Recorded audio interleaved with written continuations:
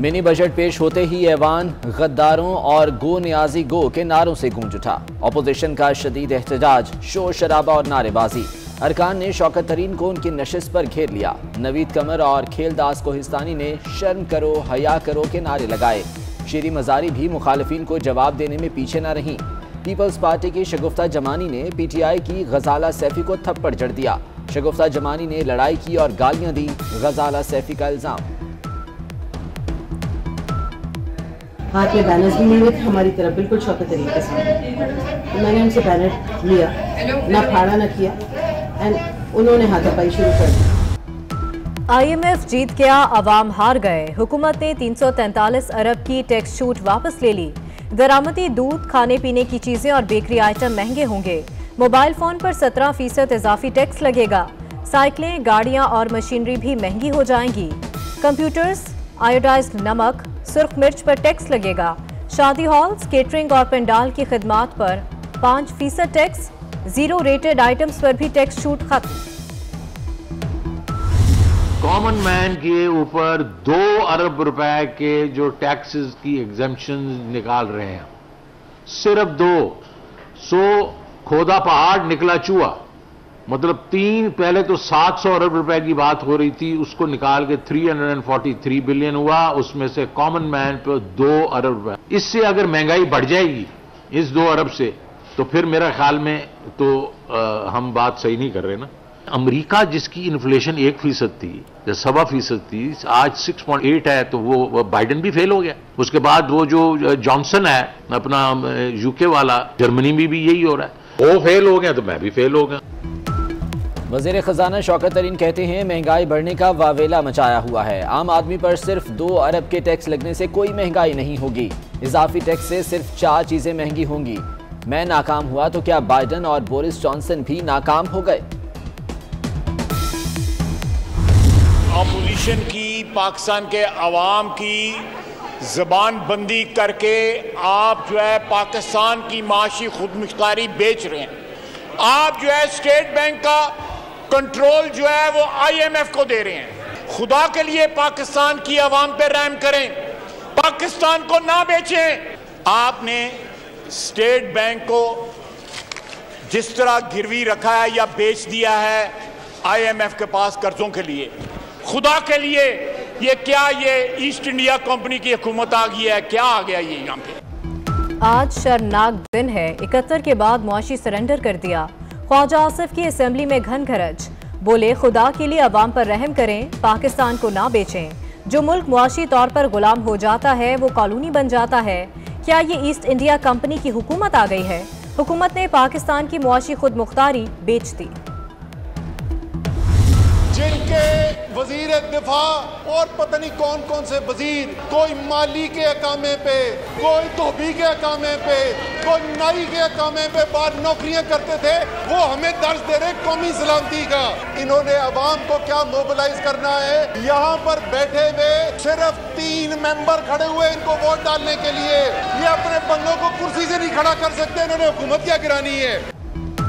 असद उमर ने अपोजिशन को एक्सपायर सियासतदान करार दे दिया। कहते हैं कुछ हफ्तों से तूफान खड़ा किया गया, इमरान खान गया। जो असेंबली में अपने लोग खड़े नहीं कर सकते वो क्या हुकूमत गिराएंगे? अकामे पर नौकरियां करने वाले हमें कौमी सलामती का दर्स दे रहे हैं। उठ के तोते की तरह पढ़ देते हैं, ना किसी को समझ आती है क्या है, ना उनको समझ। ये मजबूर करते हैं अपोजिशन को कि हमारे स्पीकर के खिलाफत में इत्तेमाद करो। ये इस तरह के लीडरों को गालियां देकर मजबूर करते हैं कि हमारे लीडरों को गालियां दो। PTI वाले चाहते हैं हम इमरान खान को गाली दें। ये तोते की तरह बिल पढ़ देते, समझ नहीं आती। राजा परवेज अशरफ का असद उमर को जवाब।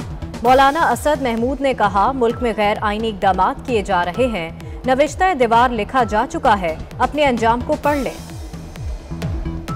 इन 3.5 सालों में खारजा पॉलिसी को भी तबाह किया, माशी पॉलिसी को भी तबाह किया, मुल्क के अंदर अमन व अमान भी तबाह हुआ। वो उन सवालात को एड्रेस नहीं कर रहा जो अपोजिशन उठा रही है।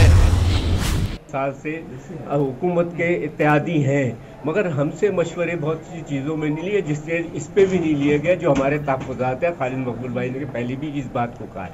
जो आज इसके ऊपर बातचीत हुई है और स्टेट बैंक का जो बिल है जो ऑटोनॉमी का है उसके ऊपर भी वो हुआ, और जब हम इस पे अभी तक तहफ़्फ़ुज़ात हमारे हैं। एमकेएम के दो मौक़िफ़ सामने आ गए। इजलास से कबल मिनी बजट पर तहफ़्फ़ुज़ात का इजहार किया। इकबाल मोहम्मद अली बोले, फाइनेंस बिल पर हुकूमत ने कोई मुशावरत नहीं की। स्टेट बैंक तरमीमी बिल पर भी मशवरा नहीं किया गया। ऐवान के अंदर एमकेएम अरकान वोट देने के लिए खड़े हो गए।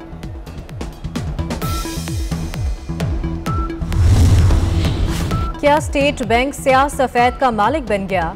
हुकूमत ने स्टेट बैंक तरमीमी बिल कौमी असम्बली में पेश कर दिया। गवर्नर, स्टेट बैंक, वजीर आजम या किसी भी एहतसाब के इदारे को जवाबदेह नहीं होंगे। डॉलर और शरह सूद का रेट मरकजी बैंक आजादाना तय करेगा। क्या IMF की बड़ी शर्त पूरी की जा रही है?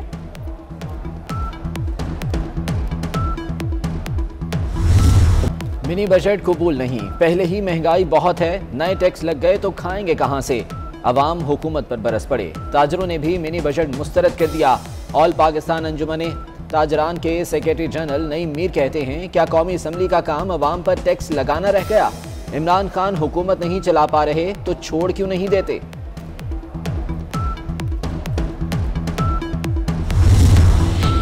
ये हुकूमत कोई बड़ी तब्दीली नहीं ला सकी, इसलिए आज भी बाहर बैठा हूँ। मैंने 6-7 चीजों पर हाथ डालने की कोशिश की तो मुझे दीवार नजर आई। साबिक चेयरमैन FBR शब्बर जैदी का इजहार मायूसी। आज आ रहे हैं, कल आ रहे हैं। ये जब पहले गया था ना सऊदी अरेबिया, तब भी हम सुनते थे अब आ रहे हैं, कल आ रहे हैं, जब तक वो समझौता की तकरीर नहीं होती, उसकी जॉब एप्लीकेशन होती है। क्या है कि हुकूमत मुश्किल में। कहा जाता है नवाज शरीफ आज आ रहे हैं, कल आ रहे हैं। नवाज शरीफ जब सऊदी अरब गए तब भी यही कहा जाता था।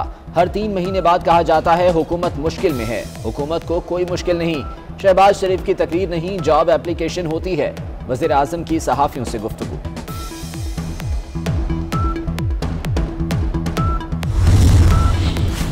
आर्मी चीफ की college of physician and surgeons के कॉन्वोकेशन में शिरकत। कामयाब होने वाले ग्रेजुएट्स में असनाद तकसीम की। आर्मी चीफ को CPSP की एजाजी फेलोशिप से भी नवाजा गया। जनरल कमर जावेद बाजवा ने कोरोना वबा में फ्रंट लाइन वर्कर्स के तौर पर काम करने पर मेडिकल कम्युनिटी को सराहा।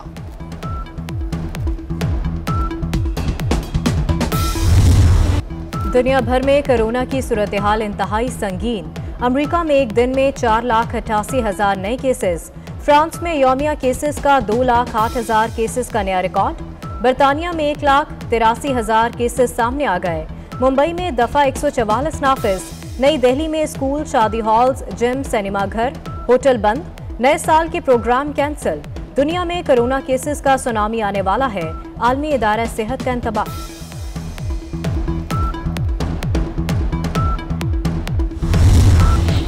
मोदी हुकूमत की इंतहा पसंदी। अमरीकी अखबार वाशिंगटन पोस्ट में बेनकाब। अखबार के मुताबिक भारत में मुसलमानों की नस्लकुशी की गूंज है। संगीन मामले पर मोदी की खामोशी इंतहा पसंदों की हिमायत की आगाज है। आज़ाद कश्मीर में बर्फबारी से वादियों के मनाजिर दिलकश। नदी नालों और सड़कों पर पानी जम गया। सयाहों के सैर सपाटे। मरी, कल्लात, गिलगित बल्तिस्तान में कड़ाके की सर्दी। लेह -16 डिग्री सेंटीग्रेड के साथ सरतरीन मकाम। कलाम का पारा -12, स्कर्दू -11 और स्तोर -10 record. ICC one day player of the year के लिए नामजदगियों का ऐलान। कप्तान Babar Azam, Shakibul Hasan, Janneman Malan, Paul Stirling दौड़ में शामिल। T20 player of the year में मोहम्मद रिजवान का नाम शामिल। ICC मुख्तलिफ कैटेगरीज में प्लेयर ऑफ द ईयर का ऐलान अगले माह होगा।